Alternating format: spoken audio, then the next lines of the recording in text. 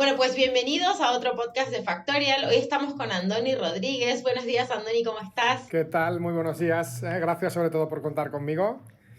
Por favor, estamos muy contentos de tenerte. Déjame explicar un poquito quién sos y el motivo de nuestro podcast. Andoni es una persona que es experta en digitalización, sos speaker, sos conferencista a nivel internacional y escribiste un libro muy interesante que se llama Claves Esenciales del Éxito Comercial en Tiempos Digitales.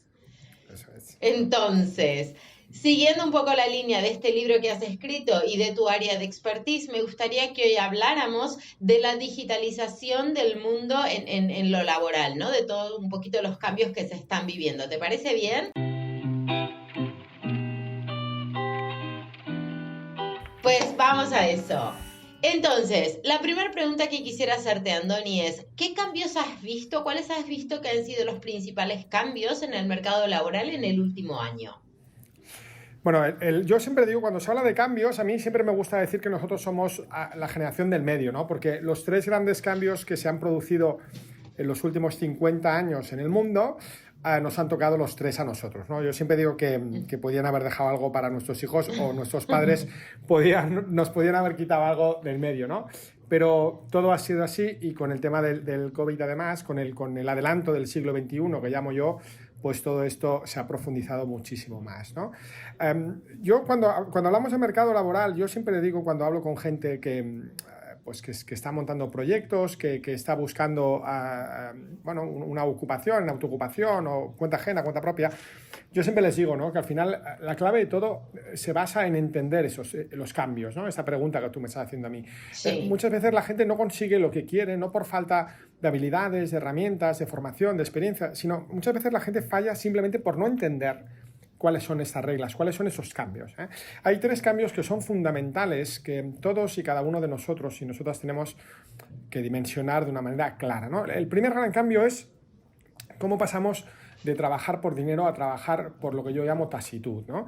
Nosotros, nuestra generación, nuestros abuelos venían de una situación, de la guerra, de la posguerra, donde todos trabajaban por dinero, donde todos buscaban trabajo que les diera una seguridad, ¿no? Independientemente de lo que les gustaba hacer, ¿no? Si tu abuelo era jardinero y le encantaba la jardinería, pues era jardinero el fin de semana y de lunes a viernes pues se iba a un banco, a una industria, donde fuera, ¿no? Nuestros abuelos, eso lo trasladan a nuestros padres, ¿no? Y nuestros padres lo aprenden bien, ¿no? También hay que, yo siempre digo, cuando hablamos de nuestros padres, a mí mi padre siempre me dice muchas veces, me dice, Andoni, escucha, que yo merendaba pan con aceite, o sea, que esto no es hace tanto tiempo, o sea, que es de hace 4 días, ¿eh? Es de hace 4 días, ¿eh? Nuestros padres también estudian carreras que tienen salidas, carreras que les dan seguridad, ¿no? Por encima de todo lo demás, ¿no? Nuestros padres nos dicen a nosotros lo mismo y nos dicen, oye, estudia una carrera, ¿no? Cuando digo nosotros, hablo de mí, ¿eh? Yo tengo 50 años, aunque aparento 18, pero tengo 50 nuestros padres nos dicen a nosotros, tienes que estudiar algo que tenga salidas, ¿no? Y que te dé seguridad laboral, ¿no? Yo ahora estoy visualizando aquellos momentos.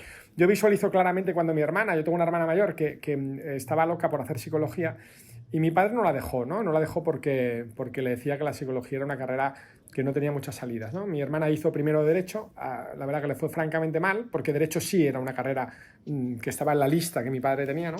Sí. Y le fue francamente mal en Derecho, mi hermana hizo Psicología y hoy en día le va francamente bien en el mundo de los recursos humanos, ¿no? Pero yo visualizo, ¿no? Yo tengo una hija de 18 años que ha hecho danza toda la vida, desde que tiene 3, ¿no? Y si mi hija mañana me dice a mí, papá, quiero hacer danza, yo le diría, por supuesto, ¿no?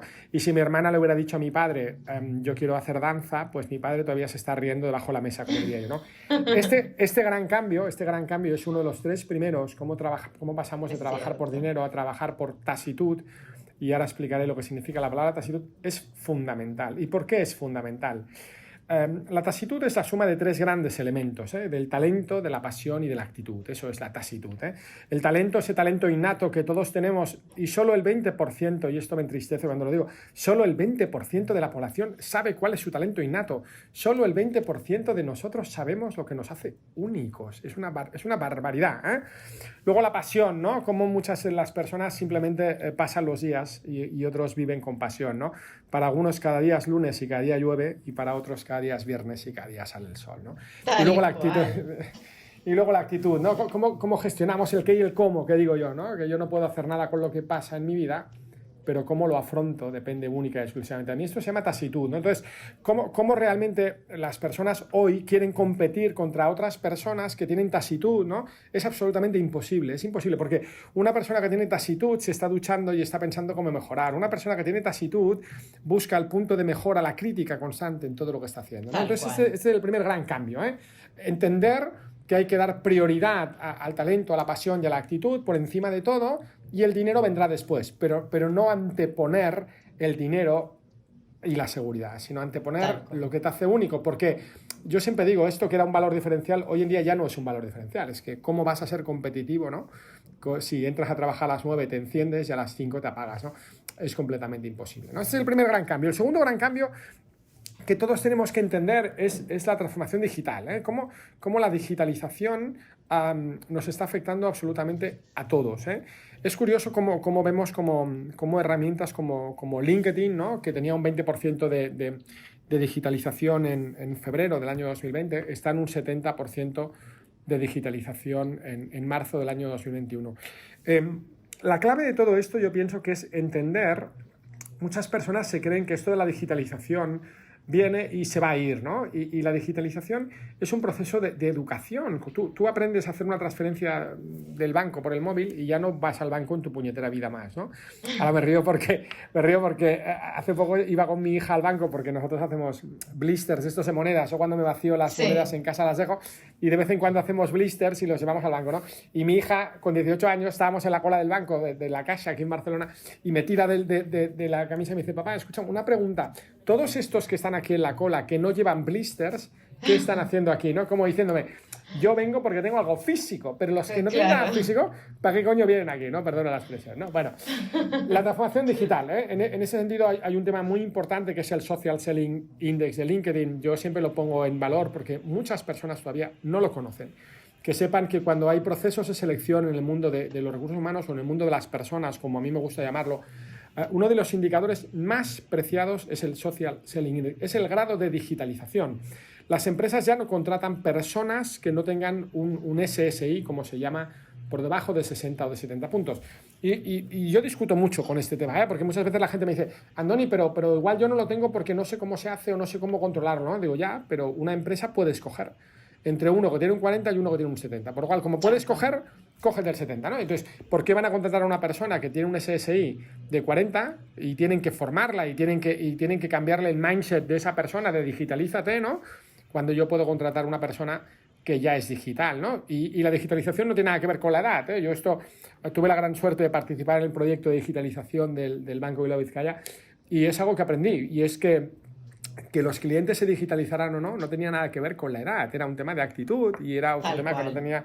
De hecho, a los hechos me remito, los primeros usuarios del BBVA que aprendieron a utilizar las apps y las web fueron los jubilados mucho antes que la gente de 20 años, ¿eh? Por lo cual, es así, ¿eh? Bueno, por lo cual, el segundo gran cambio, la transformación digital, cómo la afrontamos, cómo se nos va a medir por eso, cómo tenemos que entender que las videoconferencias, cómo tenemos que entender que LinkedIn, que todo esto ha venido para quedarse, ¿eh? Y tenemos que aprender a convivir con todo esto. Y el tercer gran cambio para mí, sobre todo, es entender cómo pasamos del valor añadido al valor diferencial, ¿no? Todavía hoy en día, en el mundo de los recursos humanos, de las personas, mucha gente me dice, ¿no? Me dice: Andoni, es que yo tengo 10 años de experiencia, 4 másters y hablo 5 idiomas, ¿no? Y yo siempre le digo, ¿y tú con eso qué me das, ¿no? Y se quedan así parados como diciéndome: no, pues eso, que tengo 20 años de experiencia, ¿no? Y yo le digo, ya, pero tú, ¿a mí qué me das, ¿no? Todavía hay gente que no se ha enterado que esto no va de lo que tú eres, esto va de lo que tú sabes hacer, esto va de lo que tú aportas a los demás, ¿no? Y el currículum en este tercer gran cambio ha pasado a ser un simple aval. El currículum es lo que avala, lo que tú dices que puedes hacer, el currículum lo avala, ¿eh? No sé, para los que me estéis escuchando y hayáis trabajado en Inglaterra o en otros países, yo tuve la gran suerte de trabajar en Inglaterra del 95 al 97 con 25 años, y en Inglaterra, cuando hacíamos un proceso de selección, yo me acuerdo que cuando te traían el currículum o te traían las reference tracks con que habían escrito las empresas, o tú no podías decir que habías trabajado en un sitio, o sea, o tú tenías las referencias de esa empresa, o tú no podías ni poner en el currículum que habías trabajado. Y como diciendo, a mí me da igual que hayas trabajado aquí o no, aquí tú dime lo que tú has aportado a esa empresa, ¿no? O sea, ellos, los anglosajones, ya tenían este concepto de lo que soy a lo que sé hacer, ¿no? Y todavía en España a mucha gente me sigue diciendo, yo soy director general o soy presidente, ¿no? Yo le digo, ya, pero ¿tú qué sabes hacer? Les pregunto, ¿no? Y genera ciertas reticencias. El otro día me estoy acordando de una experiencia con el exdirector general de una empresa automovilística muy importante que ahora está iniciando un proyecto, ¿no? Y yo le decía, ¿tú cuánta experiencia tienes? ¿No? Me dice, no, yo tengo 15 años de experiencia dirigiendo esta empresa de coches, ¿no? Y le digo, ¿pero tú cuánto tiempo tardaste en aprender? ¿No? Me dice, no, yo en 2 años ya lo tenía todo controlado. Le digo, entonces no tienes 15 años, tienes 2 años de experiencia que has repetido durante 13, ¿no? Y él se enfadó un poco conmigo. Y este es el tercer gran cambio. Nosotros, ¿qué podemos aportar? Nosotros, ¿qué sabemos hacer? ¿No? Entonces, estos 3 grandes cambios, el primero, el de la tasitud, el de la pasión, el del talento. El segundo, el de la digitalización, te guste o no te guste, te van a medir por tu grado de digitalización, es así. Y el tercer gran cambio, que es el del valor diferencial, tú qué aportas al mercado, qué aportas a los demás que no aportan, son las 3 claves para entender ese nuevo contexto y para entender cómo afrontar lo que nos viene ahora, que cada vez va a ser más intenso, vamos a vivir épocas de cambios cada vez más cercanas y más próximas, y al final, insisto, y yo lo digo siempre, muchas veces la gente echa la culpa de las cosas al mercado, y yo siempre digo que la culpa no es del mercado, la culpa es de la capacidad que tú tienes de adaptarte al mercado, ¿no? Porque el mercado va a estar siempre en cambio, y cada vez más, cada vez más, porque la digitalización, la globalización hace que una persona estornude en China, y a los 5 minutos nos esté llegando a nosotros, ¿no? Por lo cual... Pero, perdóname que te interrumpa, pero algo que me parece interesante comentar es que estas 3 cosas que han pasado es independiente de la generación a la que vos pertenezcas. Te puede costar un poco más o un poco menos acomodarte a esta situación. Probablemente para los millennials es algo muchísimo más sencillo porque ya han nacido en esta época. Pero de todas maneras, y volviendo a lo que vos decís, tiene que ver con la actitud y con la forma en la que vos te vas a afrontar, a enfrentar a esta nueva situación, ¿no? La actitud por sobre todas las cosas, sobre todo el autoconocimiento. Ayer hablábamos en un podcast de equipos de alto rendimiento, ¿no? Y hablábamos del autoconocimiento y de la inteligencia emocional que uno tiene que tener y para poder decir, vale, todavía... Independientemente de que tengo 20 años de recorrido y soy director de no sé dónde, tengo cosas que aprender, ¿no? Y tengo que amoldarme a esta nueva situación. Claro. Andoni, quisiera hacerte una pregunta. De cara a que nos están escuchando muchos HR managers y muchos equipos de people que tienen estos 3 grandes cambios frente a ellos, ¿no? ¿Qué consejo le podríamos dar de manera a... ¿Cuál sería el mindset ideal para hacer frente a este nuevo paradigma, a este nuevo mercado laboral? ¿Cómo ayudamos?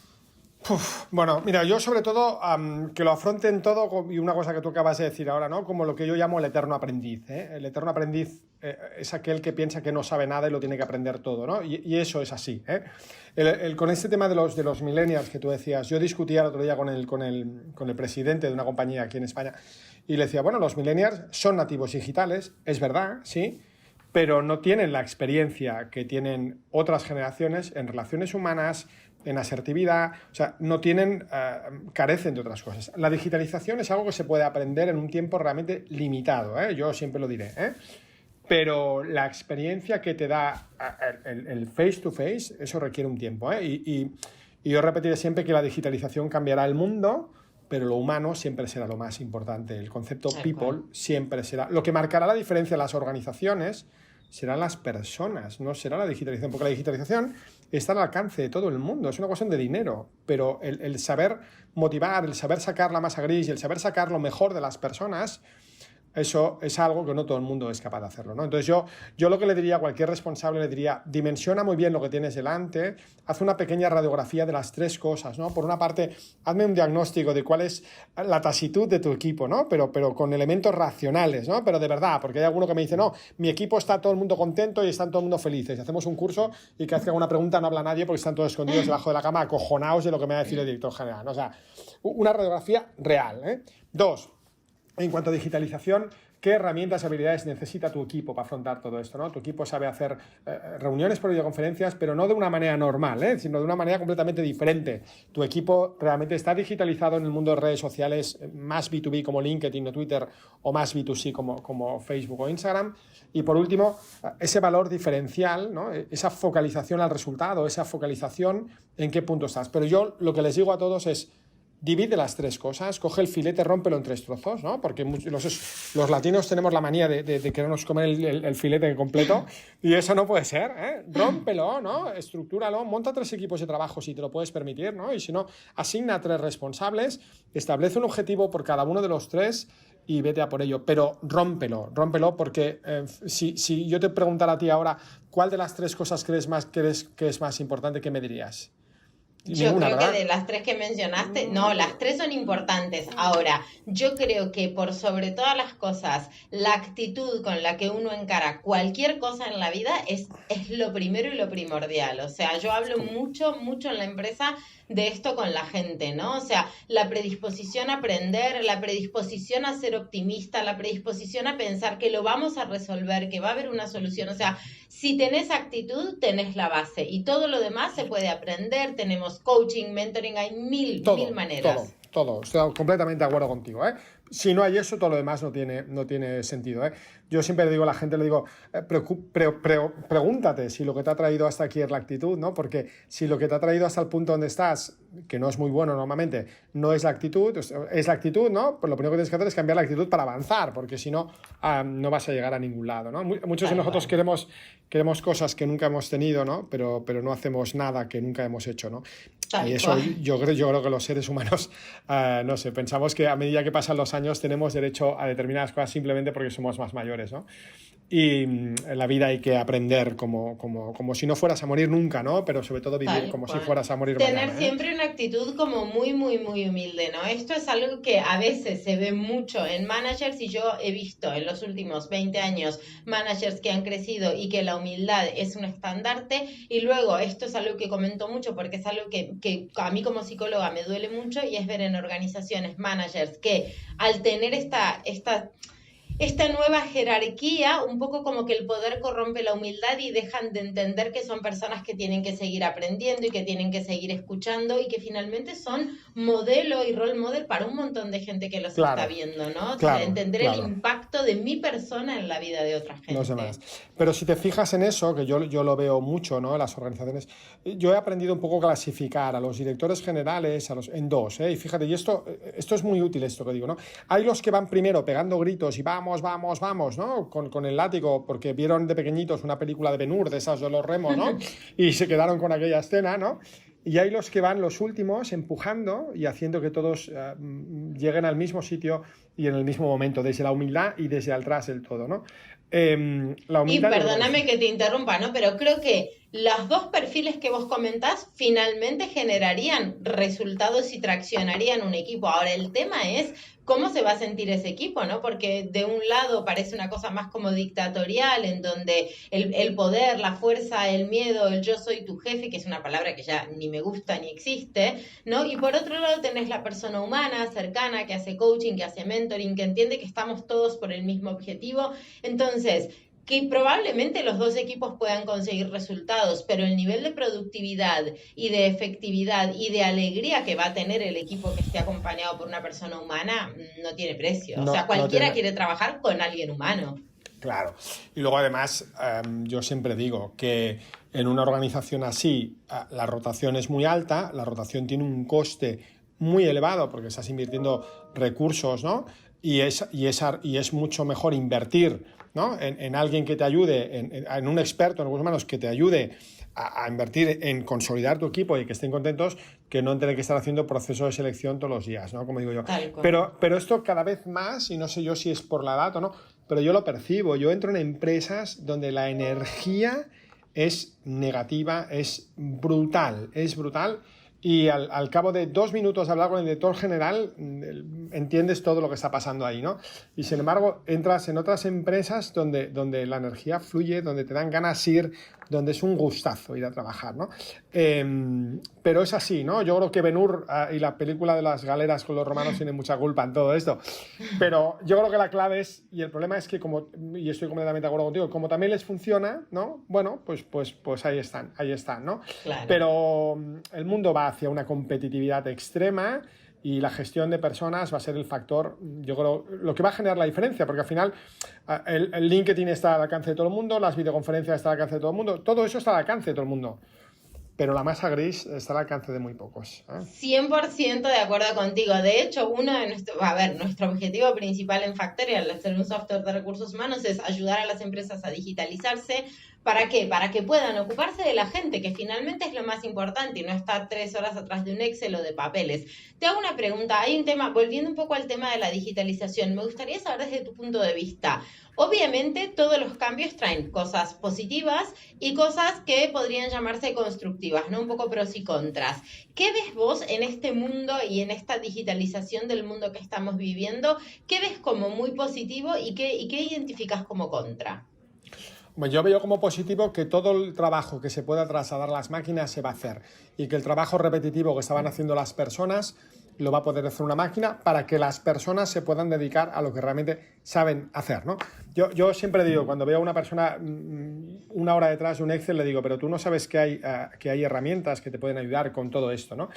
Quizás el problema radica en que nosotros, los latinos, no tenemos la mentalidad de pagar por herramientas para digitalizarnos, ¿no?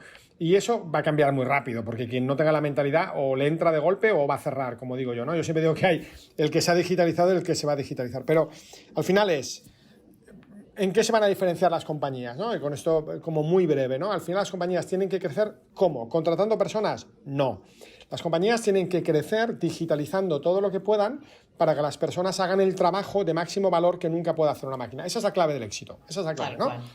Y tenemos que empezar a entender ya, de una puñetera vez, pues que hay que pagar por LinkedIn, que hay que pagar por el Zoom, ¿no? Que todavía la gente sigue sin pagar los 15 euros al mes y se le corta la llamada a los 20 minutos. O sea, bueno, claro. O sea, vamos a ver, es que es así, ¿no? Tal cual. Y mira, uno de los mejores CRMs del mercado, que es el de Zoho, que es el de Google, vale 35 euros al mes, ¿no? Y a mí la gente me dice, o sea, esto es caro, ¿no? Digo, mira, yo pongo mi ejemplo siempre, ¿no? Yo trabajo solo, no tengo estructura, me gasto en herramientas más o menos 500 euros al mes. Y yo siempre digo, yo con esos 500 euros hago el trabajo de 3 personas. Claro. Y eso hace que yo me pueda dedicar a lo que me tenga que dedicar, que es al máximo valor. El tiempo que yo tengo que dedicar tiempo a trabajos que puedo automatizar, pues algo mal estoy haciendo, ¿no? Tal cual. Anthony, me encanta porque me entregas un montón de información súper valiosa en súper poquito tiempo. A ver, me gustaría hacerte una pregunta que hago siempre un poco al final de cada podcast, que es, si estamos hablando de la era de la digitalización, hemos tocado un poco cuáles son los principales cambios, las claves para afrontarlo. ¿Por qué digitalizarnos, no? Esto es otra cosa que también hemos hablado mucho, o sea que, y me encantó lo que dijiste, está el que se digitalizó y el que lo va a hacer, o sea, no va a haber opción en algún momento. Entonces, dentro de lo que sería este tema tan interesante, ¿hay algo que yo no te haya preguntado y que vos creas que es imprescindible que hablemos de esto cuando hablamos de la era de la digitalización? Bueno, sí, solo ya por la palabra anticipación, ¿eh?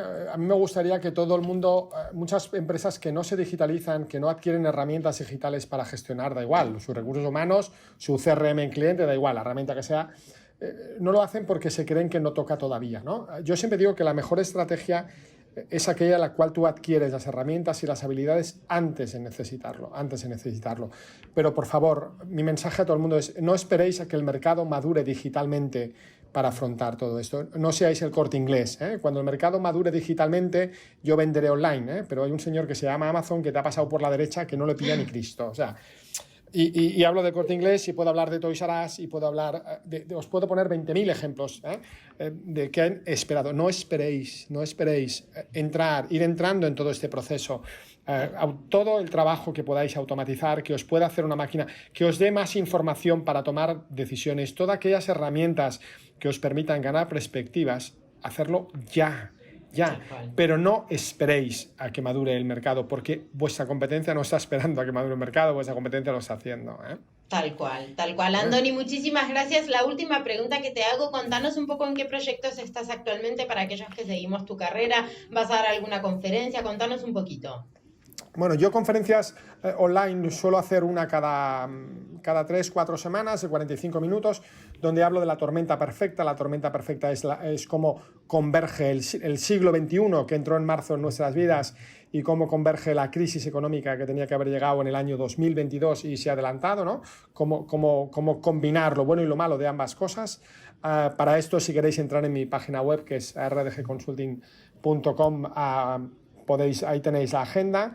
Yo participo básicamente en mejorar la eficacia y la eficiencia comercial de las compañías, siempre desde la digitalización, siempre desde el entendimiento que la digitalización nos aporta información para que los equipos comerciales se dediquen a lo que se tengan que dedicar, que es a la gran negociación, a la gran relación, pero que todo lo demás se haga desde un entorno digital. Que lo de darte a conocer, lo de despertar necesidades, hoy en día se hace sin levantar el culo de la silla, como digo yo, y hay que gastar más megas y menos suelas. Sé que todavía hay gente que sigue invirtiendo y gastando muchas suelas en nuestro país. Tal cual. Andoni, muchísimas gracias por tu participación. Ha sido un placer escucharte. Muchas gracias por todos los insights que nos has dado. Muy bien, gracias. Que tengas un buen día.